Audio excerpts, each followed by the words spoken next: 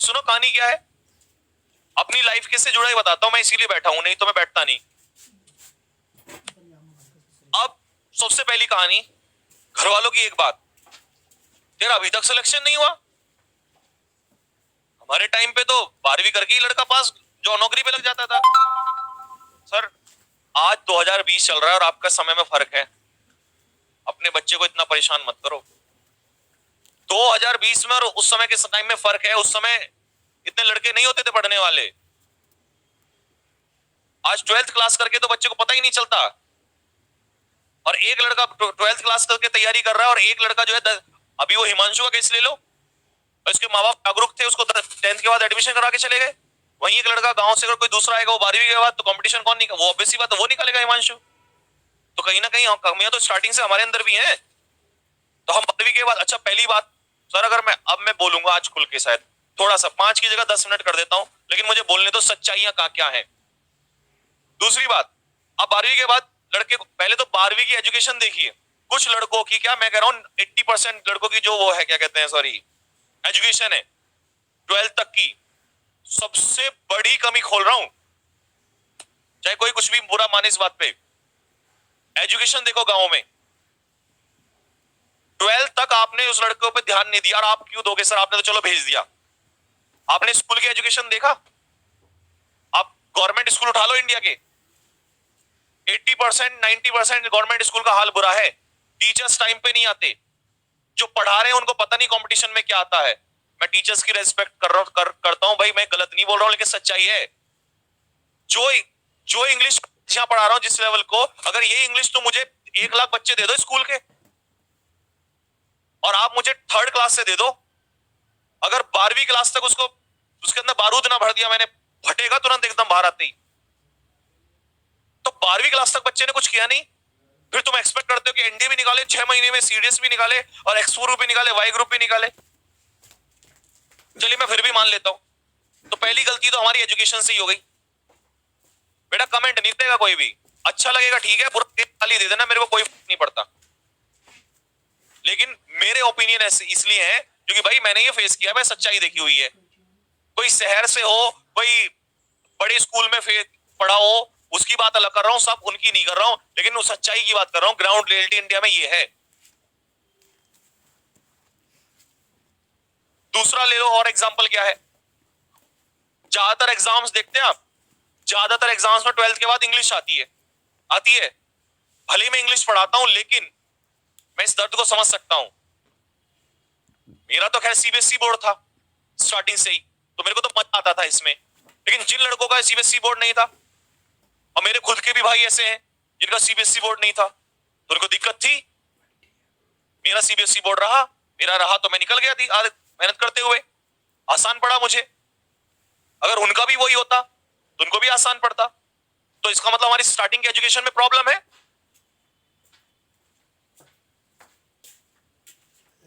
भैया सच्चाई तो यही है। दूसरी बात, और चीज सुनो, स्कूल का तो हाल समझ गए सर, सबसे पहले तो स्कूलिंग में कमी है। अब आप बात करोगे इसका क्या किया जाए, तो करने के लिए आपके पास 1000 ऑप्शन है, फिर वही बात आएगी, सीधा पॉलिटिक्स से जुड़ जाएगा। आप कभी भी वोट देते तो ये देखें भाई उसको दे दो, ये दे दो, आपने देखा आपका एमएलए कैसा है, आपका एमपी कैसा है। एमएलए एमपी अच्छा होगा तो आपके आसपास में कुछ काम करेगा, एजुकेशन पे काम करेगा। प्रधान, जो आपका ग्राम पंचायत का प्रधान होता है, वो तक तो देखता नहीं है। गांव में ऐसा भी हाल है कि 5th 6th क्लास तक, 6th क्लास तक बच्चे ऐसे होते हैं जो प्राइमरी स्कूल में जाते हैं, एबीसीडी नहीं आती।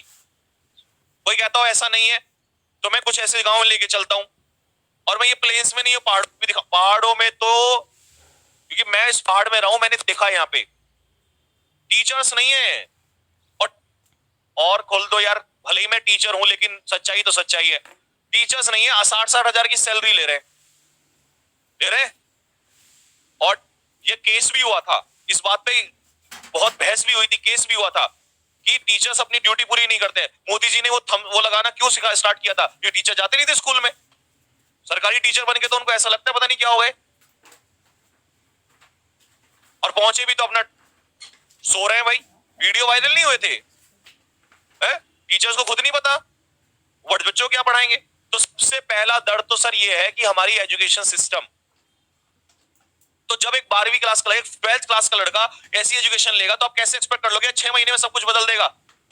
फिर उससे डिमांड होती है 6 महीने में एनडीए क्रैश कर दे, ये कर दे, वो कर दे। लेकिन फिर भी हमारे जैसे टीचर बेचारे दिन रात मेहनत करते हैं उनके साथ।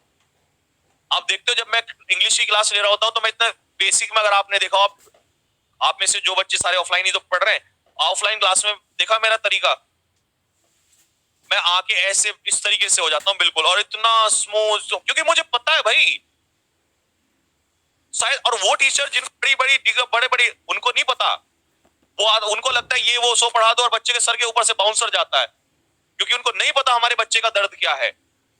उनको लगता है बच्चे ने सब पढ़ा हुआ है, तैयारी कर लेगा। अरे वो तो पढ़ा लिखा होता, ये दिक्कत होती तो वो खुद ही नहीं कर लेता क्या? मैंने पहली बेसिक की मेरी एबीसी से स्टार्ट होती है, और 20 दिन हो गए, अभी नया बैच बना है, बेसिक्स चल रहा है, बेसिक्स चैप्टर स्टार्ट नहीं हुआ।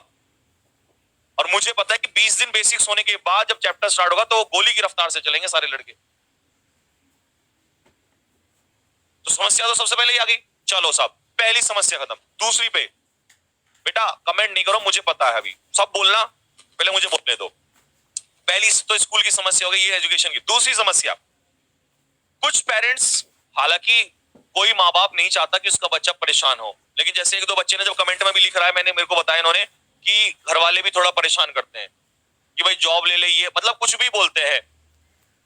सर मैं एक बात बोलूंगा, हालांकि मैं चाह नहीं पाता अपनी लाइफ की सच्चाई बताना, मैं भी कुछ स्टार्टिंग में नहीं पढ़ता था, लेकिन धीरे धीरे मेरे अंदर पागलपन आया।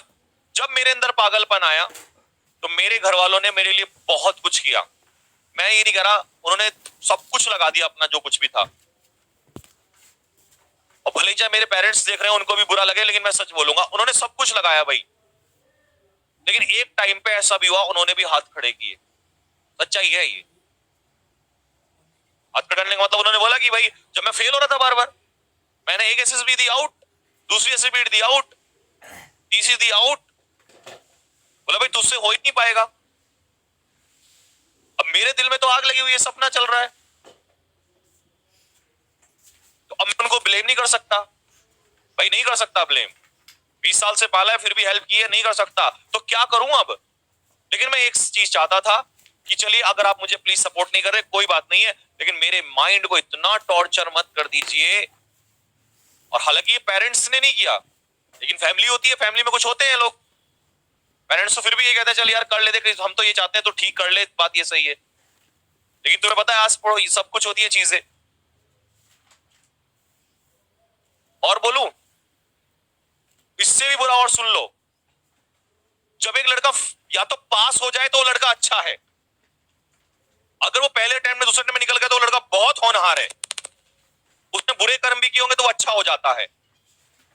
और वो अगर बेचारा कोई बड़ा सपना लिए बैठा है, बड़े सपने में टाइम तो लगता ही है भाई, लक से पहले में भी हो जाता है, वो फेल अगर हो गया तो उस पर लांछन लगा दिए जाते हैं, वो लड़का बदनाम कर दिया जाता है, उस पर उल्टी सीधी बातें लगा दी जाती हैं, ये ऐसा करता होगा, वैसा, पढ़ाई नहीं करता, ये तो ये काम करता है, वो काम करता है। और ये वो लोग बोलते हैं जो खुद काम हरकतें करते हैं, 4 किताबें उठा के नहीं देते और लड़कों पे उल्टी सीधी बातें।